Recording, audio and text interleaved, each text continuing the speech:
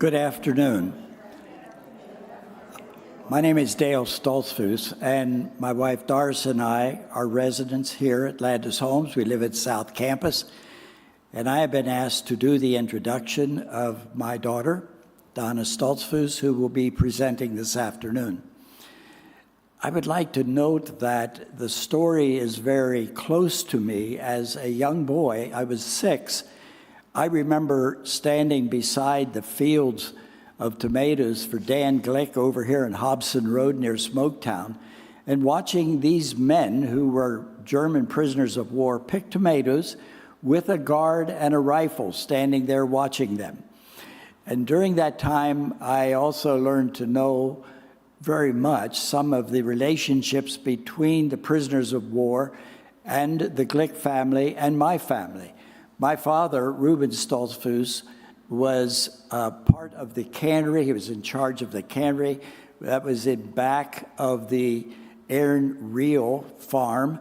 And actually, they processed this tomato juice for MCC and what was the beginning of a canning program for MCC. Now MCC has a major canning program, but it's meat.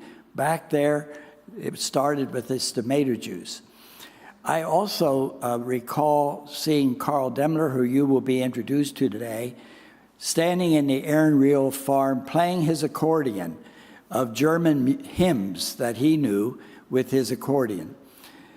My father, as Donna notes in her book, was very much involved with Carl Demler, who was a prisoner of war. And I'm just going to note a couple comments from Carl Demler. He came back several times, but he at one point said, the friendship, and he's referring here now to the Mennonite families, my stay in Lancaster County was the event of my life, says Demler, a German prisoner of war. This friendship without any prejudice has been worth all the trouble. And they never made me feel like a prisoner. It was one of the best times of my life. And Carl, after he went back to Germany, did return back here to the States 4 times to visit my grandparents and the Glick family. And it's out of all of that that Donna became aware of this story and decided to write this fictional novel. Donna is the second of our 3 children, and our children were all involved in some way, especially Dwayne and Donna, in writing. So they did not inherit that from their father. I do not consider myself a writer of books and research, but they enjoy it. Another person you'll get acquainted with today is Ernst Rinder. You will love this Ernest Rinder as you see him on the video. But just to note that he is now in his 90s and lives in Luther Acres here in Lidditz. Went back to Germany, but he loved everything here and found his way back and lives up here at Lidditz, and Donna was involved with him. A few words about Donna.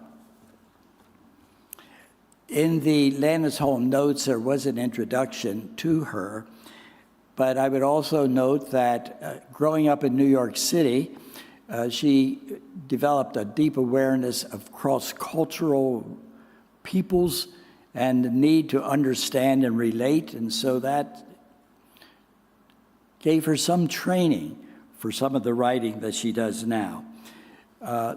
Our 3 children all went to the public school in the Bronx, New York, and eventually transferred part-time then to Lancaster Mennonite School, and then they all went to Goshen College and then graduate programs after that. Donna will introduce herself a little bit at some point as it relates to the book. I would note that she is married to David Neufeld, a Russian Mennonite who and his family escaped from Russia during World War II after being severely persecuted, fled to Germany and eventually in Canada. Donna spent 1 year at Cunard Grable College in Ontario, Canada, where she met her husband. and they have 3 adult children. We consider our children and our grandchildren a gift, and I hope you enjoy this.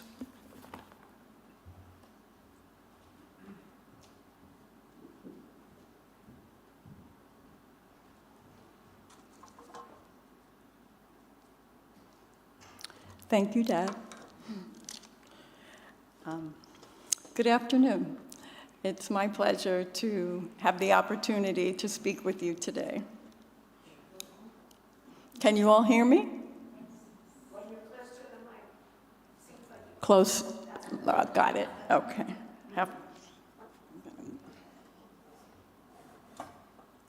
How's that? Okay.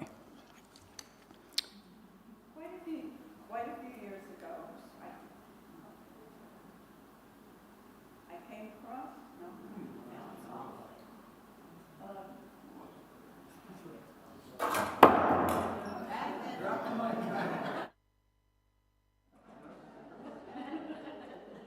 This is not a good beginning.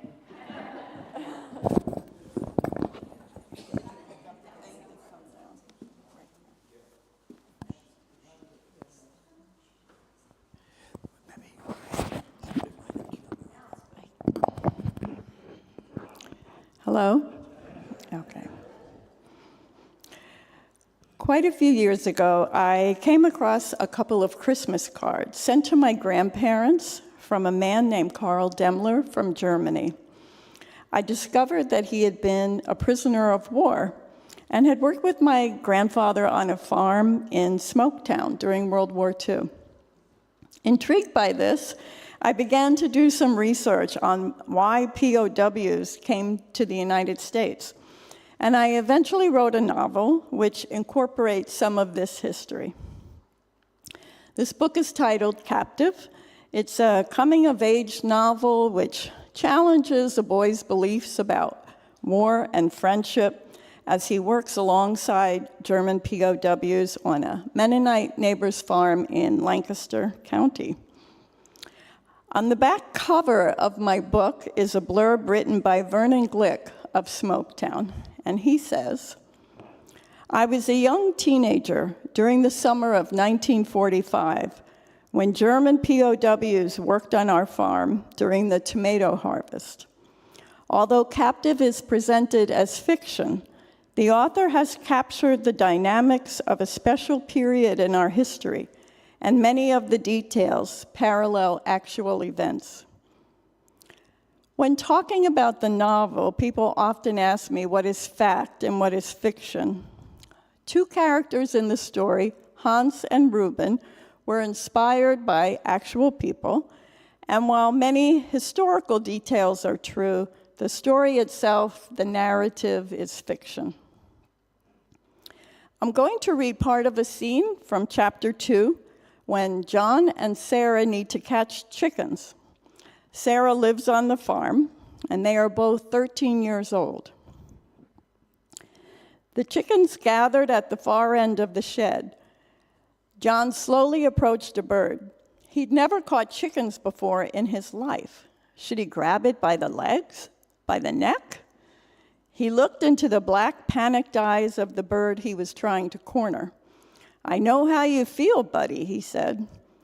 He heard a latch click and knew Sarah was behind him, watching. "Are you afraid of them?" she asked. John heard the amazement in her voice. "I've never done this before." "Just grab them," Sarah said, entering the pen, "like this." John lunged for a chicken and cringed as he wrapped his hand around a skinny leg. "Ow," he said, "that beak is sharp." "Of course it is," Sarah replied, "so don't let him peck you." Gritting his teeth, John pushed the bird into the crate. "There are worse jobs, John," Sarah said. "At least you're not off fighting. I bet your dad would rather be catching chickens."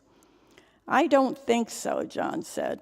This girl thought she knew so much. "My dad's a soldier. He believes in what he's doing." Sarah didn't respond.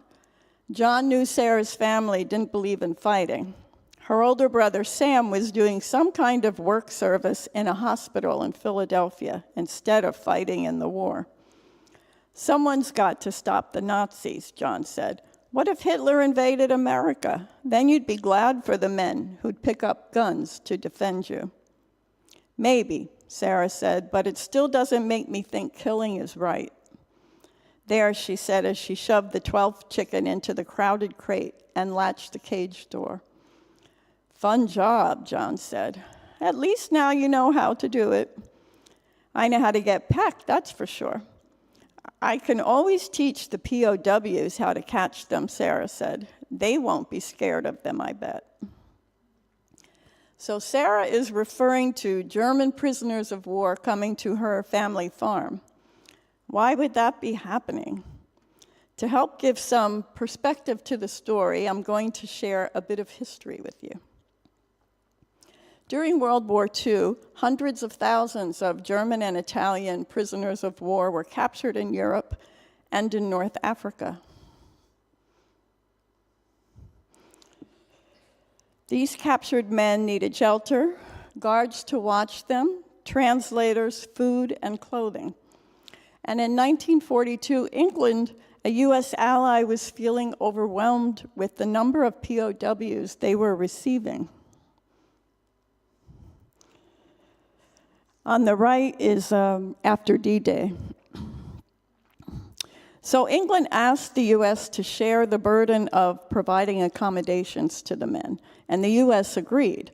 There was a severe labor shortage here with so many men away at war, and the government considered the possibility that POWs could work here, though they were also worried, of course, about how this would be carried out and whether or not it was a good idea.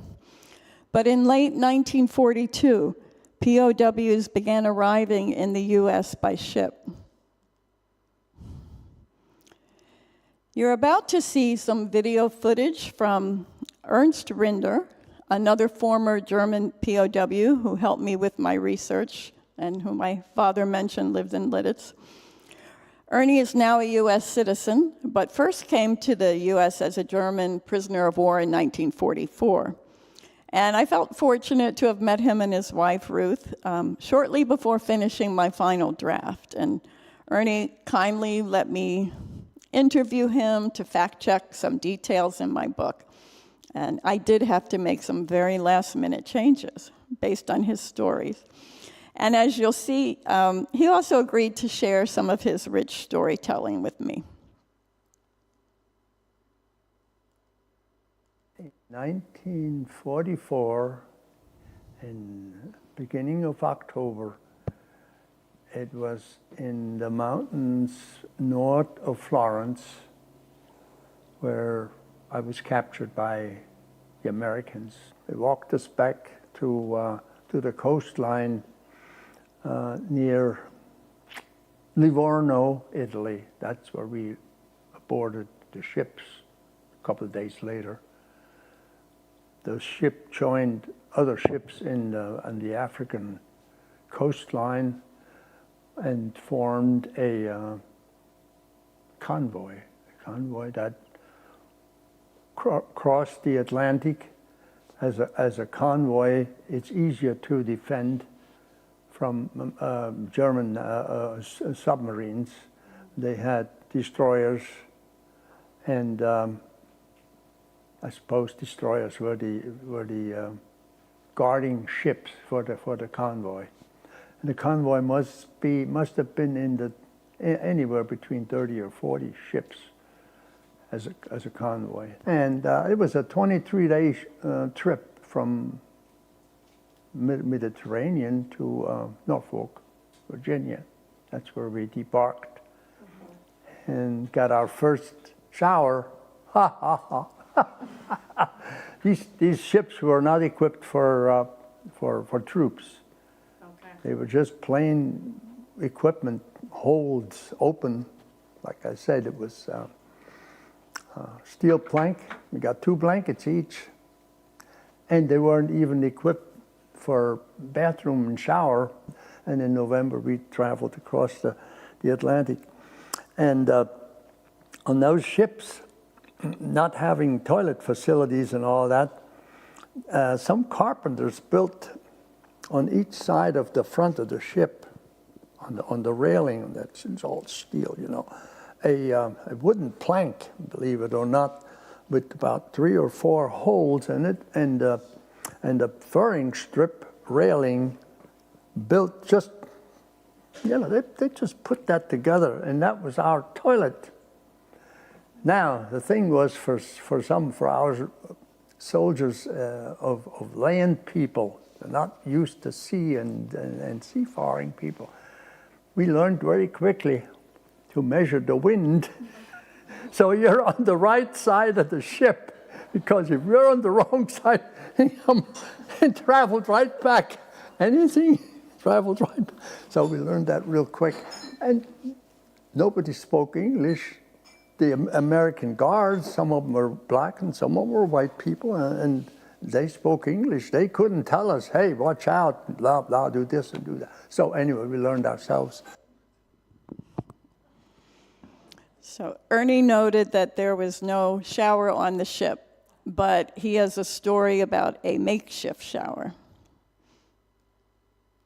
None of us were good sailors, sailors period, didn't know about the salt water. So it was kind of time when we were in the middle of the ocean, there was no problem. They let us go up over an hour, more than an hour every day, and hack around and do. So one guy said to some of the guards, couldn't we have a shower here? He said, what would you want a shower for? Well, we're kind of getting sticky, you know. Oh, that would be great. Gee, so we all got undressed and we got this hose with salt water. So here we sprayed each other off, and they gave us this great big soap, and this brown soap, this great, you know, the cake. And we soaped and we washed our hair. I guess, I don't know whether I did or not, or maybe I got wise before I did that. But I saw a big guy with a lot of hair, and he washed his hair with salt water. You can't get that soap out of your hair.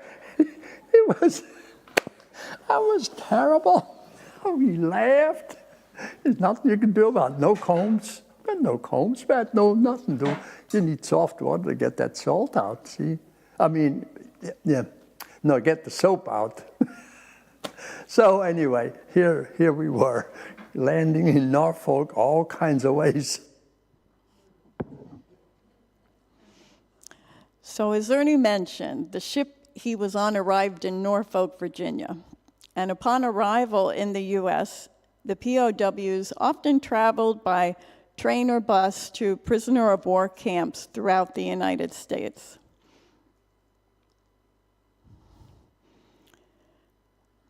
And there you see a guard on top of the train with the rifle. This is a map that shows you how POW camps were spread out across the U.S. Eventually, there were over 500 camps across the country, holding over 425,000 POWs. And there were about 370,000 Germans, 51,000 Italians, and 5,500 Japanese. This is a photo of prisoners marching into Camp Shelby in Hattiesburg, Mississippi. According to an American guard who was stationed at a camp in Virginia named Joseph Christ, the camps were supposed to be somewhat of a secret and under a media blackout during the war. But word leaked out as contractors who helped build some of the camps spread the news, and also as POWs went out to work in the community. Many worked on local farms. America wasn't supposed to know what was going on, said Christ. They knew we had prisoners here, but they had no idea about the scope and the logistics of the whole thing. We were told not to be mean to them, but don't be friendly to them. Don't become friends with any of them. Camp Pickett in Blackstone, Virginia was the first camp that Ernie went to. It was a U.S. military base which also held POWs. And the POWs had canteens or small stores at the camps, and you see canteen tickets from Camp Pickett on the left there. They could buy Coca-Cola, beer, chocolate, toilet articles, books, and tobacco at the camp canteen with the 80 cents in coupons that they earned each workday. POWs helped pick fruit at the Blossom Hill Orchards in Manheim Township, land which is now developed with houses. Army trucks would deliver about 30 men a day. Jack Vogel, whose family ran the fruit business, said the POWs who came to pick fruit really didn't need much guarding. They were so happy to be out of combat, they weren't going to run away. Members of the German Africa Corps troops were some of the first POWs to arrive in the U.S., and many of these men were professional soldiers and elite fighting forces for Germany. This is a photo of Africa Corps troops in Hampton Roads, Virginia, after stepping off of transport ships. So you can imagine how strange or scary it would have been to have lived along this road as you watched them walk past your house. Some Africa Corps troops were at Camp Pickett when Ernie arrived there. Pickett, yes, had, I think, Africa Corps POWs. Now, they greeted us with the Sieg Heil greeting on both sides. They were lined up on both sides, one single line, and greeted us with the Sieg Heil greeting. And we were about 5 or 6 wide marching into that camp. And we looked at each other. And not only that, we saw these guys, some of them have bellies, well fed, shaved, good looking, their gala uniform on from Africa. I mean, no dirt on them, they were nice. So we looked at that. Is this for real? Is this for real here? And then once we got into the barracks, we were talking about this and about that.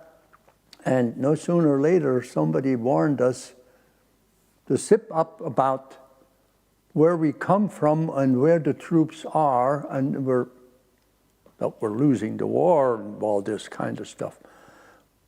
Because, and they made the remark right then and there, you are a bunch of deserters.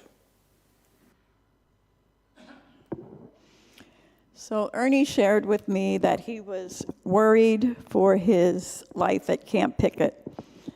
The Africa Corps POWs that were already there when he arrived were convinced that the new German POWs had not fought hard enough, that they were deserters, as Ernie stated. We were telling them where we come from and all this. They were kind of disappointed, that we were coming from Florence. They were going all the way up through the boot. And yeah, and then so no sooner somebody came, one of the Germans that said, you better zip up because there have been people killed here that got smart or were American friendly or something like this. They did away with them. So we looked at each other and said, hey, we better zip up here. Something is not quite right in this camp. They don't know what's going on. So Ernie and several other POWs requested a transfer from Camp Pickett. In the evening, they came to me also and said, Ernie, we're about a group of 6 or 7. We're intending to get out of this camp because we don't feel safe anymore. We don't feel safe. So one guy said, well, we have a chance. We can go to the gate in the morning after the work cruise goes out, and not most, but 80% of them go out to work. And then they're not here. We can go to the gate and ask for what they call it protective custody of something like this. And that's what the man did. He spoke a little English, and he went to the guard. We were walking with him. Nothing. We had nothing, just our clothes on. We had nothing. And said, we don't feel safe, and we would like to have protective custody. So he said, I have to wait till the lieutenant comes, the camp commander. And after a while he came, and they told that to him. And he went back in the office, and maybe he made a phone call or something, came back out, and he said, okay, come as you are. You don't have to go. If you want to, you can go back to your barrack and get your stuff, whatever you had. We didn't have much. I said, I don't need anything. I don't need anything. You got me now. You feed me, you clothe me. That was my mind. So, and yeah, they took us out into a barrack outside of the camp, outside of the fence. And the chef must bring us 3 meals every day, breakfast, lunch, and dinner. We were 7 guys. 7 guys, mostly older. I was one of the younger ones, but the others were all in the 30s. Their mind was working different than mine, of course. And that was good, because that camp was too Nazi-friendly. They were still, well, we found out that they had radios, shortwave radios, and they got the news illegally. They were not supposed to have that stuff. And the commander, or the German, what do you call them, the sergeants, and yeah, we had, yeah, up the sergeants, the higher ranking, they were in charge of this. They would get that news and then write it out the opposite of what happened. When the Russians moved into this town or into that town, they moved east instead of west. And that's how they lied to the people. They gave them the news, but it was all lies. They never told them the real truth, because to keep the morale up. So Ernie was transferred to Fort Indiantown Gap in Pennsylvania. He said there was no comparison between the 2 camps, and he was quite relieved to be at the new prison camp. It wasn't easy to know what POWs really believed, but it said about 25% were considered hardened Nazis, about 60% were in between, and about 15% anti-Nazi. But the Nazis were angry with the soldiers who didn't seem loyal enough to Hitler, and they took matters into their own hands, and beatings and even executions of other German POWs took place in the camps when they were housed together. So because of this, the US government attempted to separate the hardcore Nazis from the less militant POWs once they discovered what was going on. And this problem reached Eleanor Roosevelt's ears. She was appalled that not only were some of the POWs physically in danger, but the men who were politically in the middle, the 60%, were being so influenced by Nazi beliefs. I've got to talk to Franklin, she said, right in our backyard, to have these Nazis moved in and controlling the whole thought process. What do you think this does to us? So she did talk to Franklin, and efforts were made to give the men in the middle more protection. And opportunities were provided in the camps to learn about Western culture in a variety of ways, such as through books, entertainment, films, and classes. The US government hoped if they treated enemy soldiers well here in the United States, US soldiers who were prisoners abroad would also be treated fairly. And they also wanted to show the POWs the benefits of a strong democracy. And how far they went to make the POWs comfortable and give them a decent life in the camps is fairly amazing. This is Camp Indianola in Nebraska, and it's a painting by a Jewish guard who had been born in Germany, and his family managed to get him to the US in 1938. And he did a series of paintings as a guard. But each camp was different. But they were all ordered to follow the Geneva Convention of 1929, an agreement between 47 governments about how prisoners of war should be treated. Most camps offered a variety of good food. Ernie said he couldn't believe how well they ate when he first arrived. And POWs often did their own cooking. Italian cooks were especially appreciated by the other men, And here you see some Italian POWs baking bread. And there were sporting events at the camps. Soccer was very popular. There were teams and competitions. Sometimes Americans from the local town came to watch the tournaments. And that's a team who had just won their tournament in Camp Shelby, Mississippi.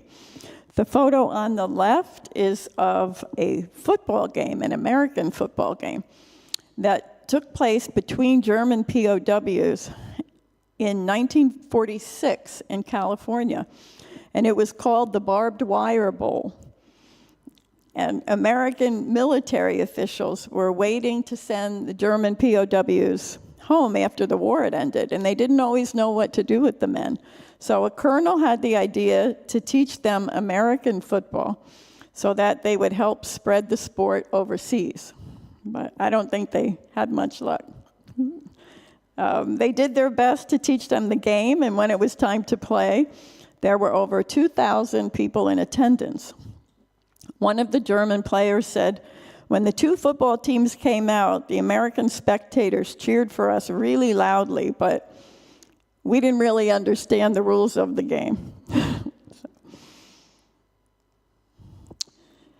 Instruments were brought in and concerts were performed. Some camps had drama productions. The top photo shows a concert at Camp Hearn in Texas. Art materials were also provided at some of the camps, and here you see a German throwing a pot at Camp Aliceville in Alabama. Libraries were also started at the camps. And the men were allowed to take classes and choose from a wide variety of subjects, and some even earned college credit. There were also religious services available. This small meeting place called Chapel in the Meadow was built by Roman Catholic Italian POWs during the summer of 1943 in Atterbury, Indiana. Enlisted POWs were required to work. Many POWs worked in construction, at factories, and on farms. They were paid for their work as the Geneva Convention required. There was some fear that the POWs would try to escape, and that is one reason they were not paid in cash, but with coupons. And there were some attempts at escape, but all of the escaped POWs were caught, usually quickly, except for one man who gave himself up in 1985, who had lived in the U.S. since the war. And then his wife found out about it finally, and she convinced him to tell his story. But the U.S. government allowed him to stay in the country. They didn't know what to do with him. Ernie worked in the mess hall at Fort Indian Town Gap, and he had many stories about the good meals they had, and occasionally he liked to help out an American guard he had become friendly with who worked there. One time I found out that United States people were rationed. And I don't know whether I should tell you this or not. No, I don't know whether you should. It wasn't a crime, but here butter was rationed, sugar was rationed. That was when we were prisoners. No, that was in 46. So I don't know how long that lasted. And we thought we could help you out. We had access to. We had a guy in the warehouse that supplied the kitchen with. They had 100-pound bag of flour and sugar and stuff. They supplied the army pretty good. They come a truck every day. One day a truck came in with meat and hot dogs and butter, and so we thought, well, 1 pound of butter they're not going to miss. We'll just take one off and put it in our storage room and keep it for that fellow. So in the evening before he went home, we asked him, what's your coat? Well, this one here. So we took a pound of butter and stuck it in his pocket. And he walked out with that and went home. He probably felt it. He said, I got a pound. Well, he didn't say anything. He just took it home. So then we found out that the sugars was rationed too. we POWs, here we didn't steal, we didn't rob, we just distributed. I said, it's your stuff. If war is over, you should have better living. You deserve it. I said, if you come by here by this window tonight, after 6 o'clock when you're done, because it was already dark at 6 o'clock. It was in November, December, or whenever it was. Anyway, he come by there and said, and we opened the window and said, just come very close and open the back door of your car. Got that 50 or 75-pound bag of sugar. And it wasn't a paper bag, it was a cloth bag. It couldn't break, so we hustled that out, and he threw it in the back seat, put a blanket on, went home with it. Guess what? When I came back to the United States and first visited him, we come to visit him, and then visited his friends, he introduced me to these guys. He said, this is the guy that supplied the butter and the sugar at the end of the war. We had a lot of laughs. He appreciated it. It wasn't right, but we prisoners, we said, it's not ours, and we didn't steal it, we don't need it, but we helped the Americans. So Ernie stayed in touch with this guard, and he was the reason he eventually settled in Lancaster County after he was allowed to immigrate to the U.S. several years after the war ended.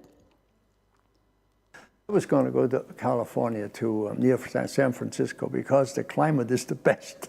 He said you don't need a lot of winter clothes, you don't have to put a lot of heating money out, all this. So California is where you go.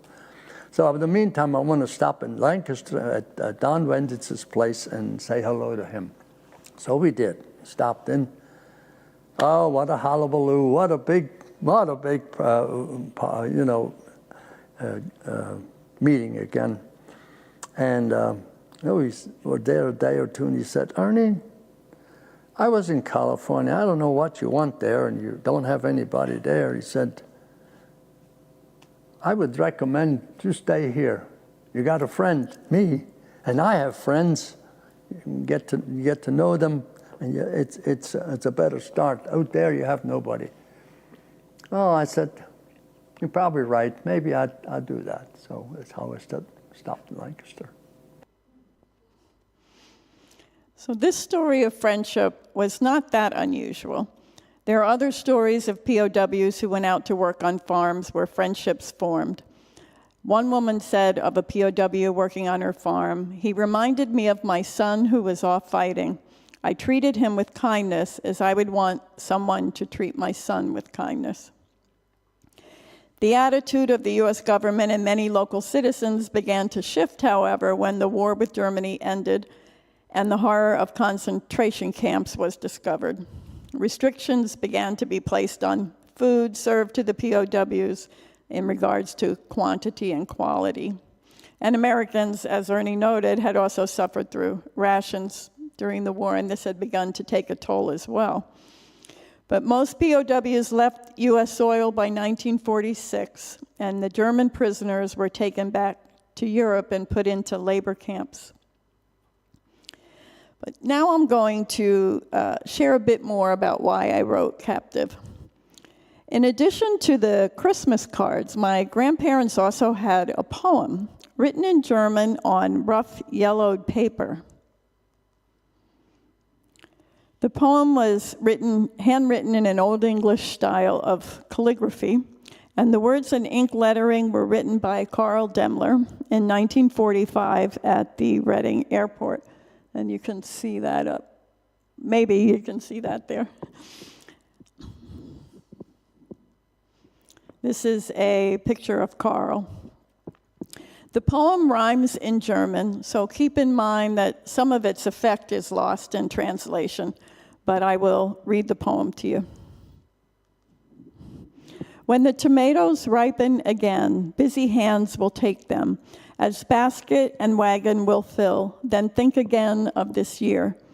And you harvest by your sweat in the coming year again the corn.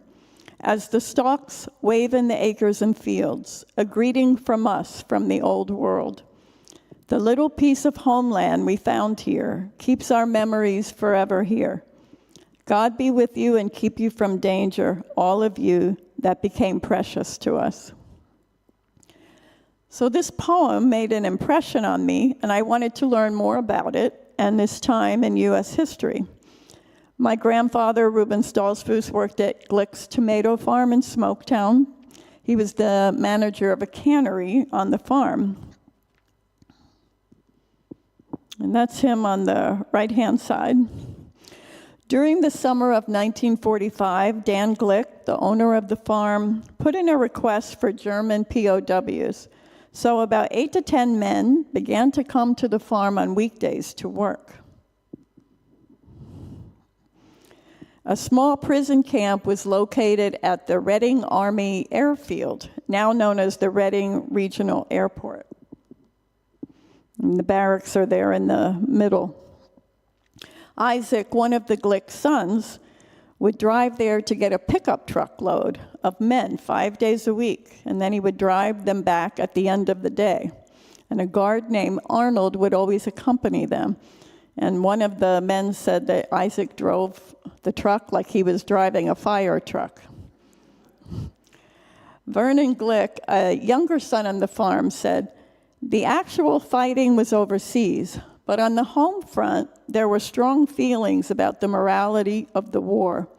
Were conscientious objectors yellow bellies, and should they be allowed some type of alternate service to our country? How should POWs be treated while in captivity? Some of the younger Nazi prisoners were still in fighting mode, and the guard assigned to our farm made very clear when they arrived in the morning about the work situation for that day. Other POWs were trustworthy and glad to receive kindness, including some good food, and showed appreciation and good work in return." So here are some of the men on the farm, and this is Isaac, and he looks young to be driving a truck like a fire truck to Reading and back. My grandfather was raised Amish and could speak a dialogue of German to the POWs, and the Glicks could also communicate that way. So the POWs were only there during the summer of 1945, but working at Glicks proved to be a special time for some of them. Several of the men remained friends with the Glick family and with my grandparents over the years. Carl wrote the poem I showed you as a gift to leave behind for his friends in the States, and he also put together a book with pages of well wishes from some of the POWs who worked there that summer. There's also a painting in the book that one of the men did. And Vernon Glick still has this book. And I discovered when I was speaking somewhere else that there's a second book that was given to the Glick family that I had not known about. Anyway, Carl returned to East Germany after the war was over, but he came back to the U.S. to visit several times with his wife and his niece. And there he is playing the accordion here at Landis Homes. And I believe that's Dan Glick on the right. It might be Aaron. Is it? Anyway. And my grandfather preached, and they had a service here. So Carl visited the farm where he had worked. That's what it looked like in the 1940s in the top right, and that's what it looks like today. It's owned by an Amish family now. And part of it is also Lampeter Park. So I couldn't wait to come back and visit, Carl said. I know people here. They are my friends. This is the cannery in the 1940s on the left. I talk about the cannery in my book, so that's why I'm pointing it out. And to the right is what is left of it today, used for storage. When I began to play around with the idea of writing a historical fiction book, I contacted Carl to ask him if I could interview him, and he agreed. And with his niece translating, we exchanged questions and answers through email. And I also attended a presentation where American World War II vets were speaking. One man who shared especially impressed me, and I got up the nerve to ask him later that evening to read my manuscript and give me feedback. I really wanted input from an American soldier as well. And his name was Stan, and he agreed to read the manuscript. I'm going to read an excerpt from a letter he wrote to me. One aspect of your story had a strong personal impact for me. Here is a young boy who just has to sketch everything, whether others understand it or not.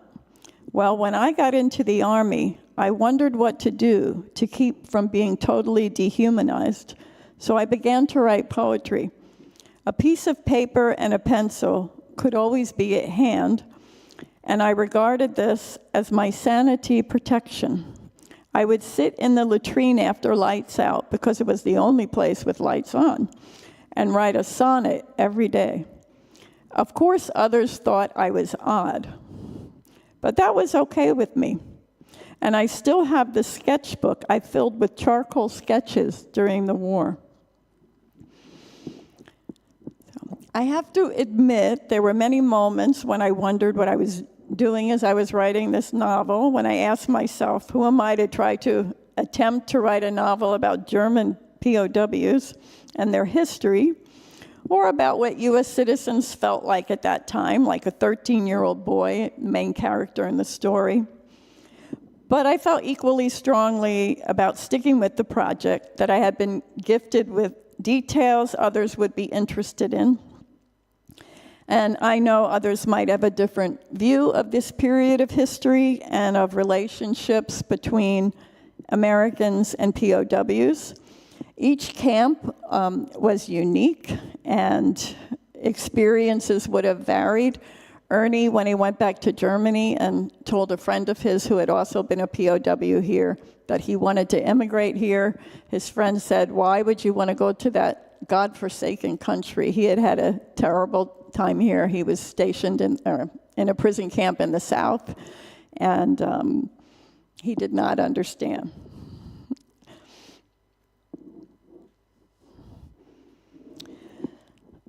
But I worked diligently at capturing a glimpse of that time based on input from the people I interviewed in 1944 on a Mennonite farm in Lancaster, Pennsylvania. Several things happened to Carl Demler that are in the book, and I'll just mention a couple. In the summer of '45, Carl and the other men came to work with a large sandwich and cold coffee for lunch. And Mrs. Glick said they would get heartburn if they ate that meal and picked tomatoes all day. She asked the guard if she could offer the men some additional food, and he agreed, because he got to eat it too.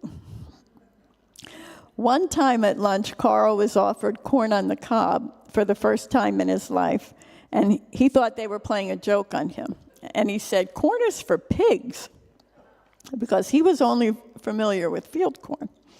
But apparently he got to like it.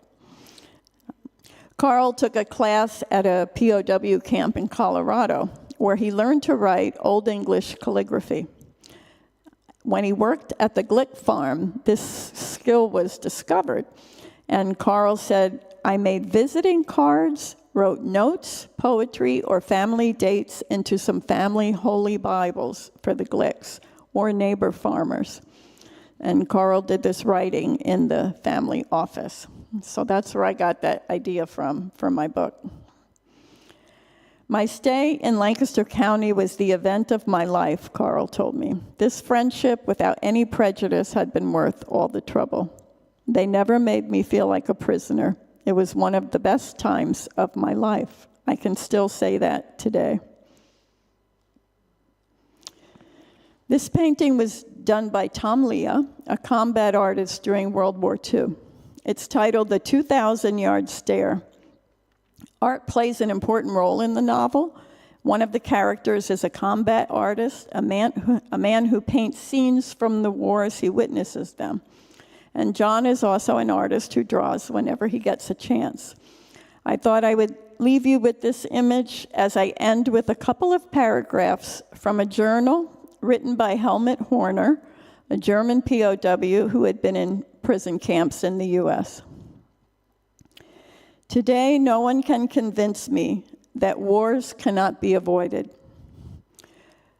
Clausewitz, a military philosopher, defined this horrible word war as the continuation of politics with other means. But if war is the continuation of politics, that only tells me that incompetent politicians have prepared the way for war. I have come to the recognition that war is nothing more than a crime. It is true that we always went into battle with a hurrah, but we were young, much too young to comprehend what kind of a wicked game we had been forced into. I don't mean just we Germans. No, all soldiers in this war are no different than misused creatures. What I cannot come to grips with, however, is the fact that our own fathers allowed it, even though they had this most bitter game behind them. One could say it was because of the propaganda, which everyone succumbed to. But I do not understand how grown men could allow themselves to be lied to again. Despite everything, I still hope that the sun will shine for us once again, not for those who can shoot faster or better than another, but for those who know more and can do more. I once heard a teacher say that knowledge is power and ignorance is weakness. This saying and its direction for a later civil life of creating and not destroying is what has guided my thoughts. I am no longer satisfied in believing what I hear, but I attempt through logic to see what the consequences will be. I soon realized that in order to do so, one must be free from the piles of nonsense from the propaganda mills, as well as self-deception. Thank you.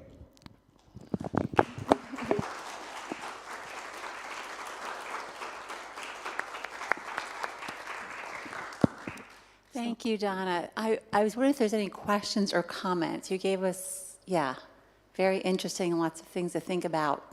Did anyone have questions or comments? Yes. I was really glad to see all that video with Ernie Rinder because I know Ernie Rinder. Well, I knew him years ago when he was involved at the LeaderCons where I was involved. How recent were those videos with him? Well before, a couple of years before COVID. Okay, but So- he's still living, right?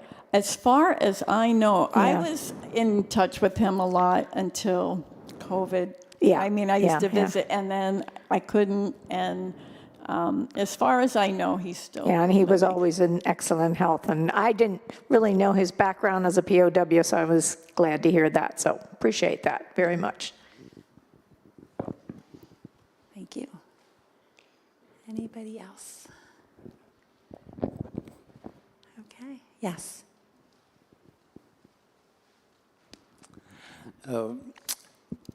I grew up hearing prisoner of war stories because my dad worked for the telephone company and was responsible to maintain the telephone lines between Gettysburg and a camp in the mountains, the South Mountain.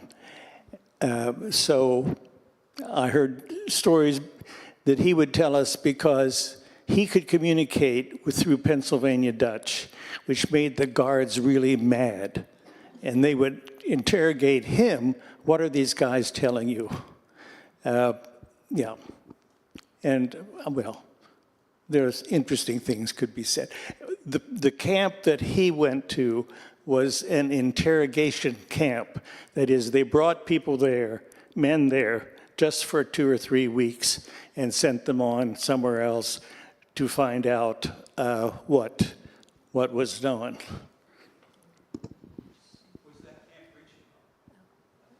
Pardon?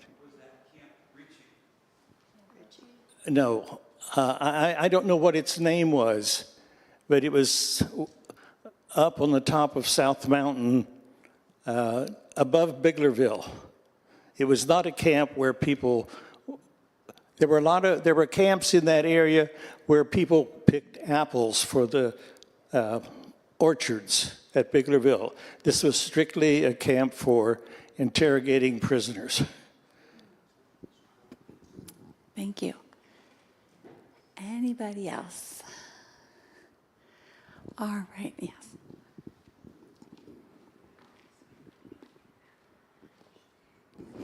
Thank you so much, Donna, for these reminders of things that happened about the year I was born. And my sister told me about the POWs.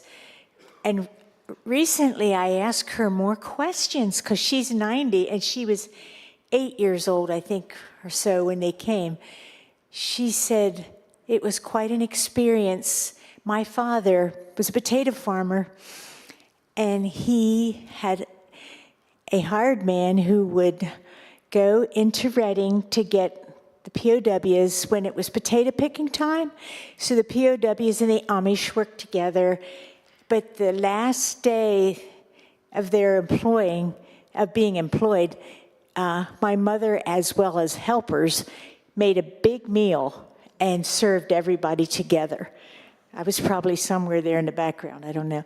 But I just thought this was really special to learn about this, that something, I heard the name, but I never realized how many POWs had come to the U.S. That just was fascinating. Your book is amazing, I think. Thank you. I will say I've spoken at a lot of retirement homes and historical societies, and I would say, I don't know, my guess is about 70% of people didn't know this happened. But there were always a few who would raise their hand and stand up and tell me a story like this. But even amongst Mennonite farms, one story that was told to me was that they were not allowed to share food with them. They weren't allowed to interact with them. And as a boy, he could never talk to any of the POWs. He watched them from a distance.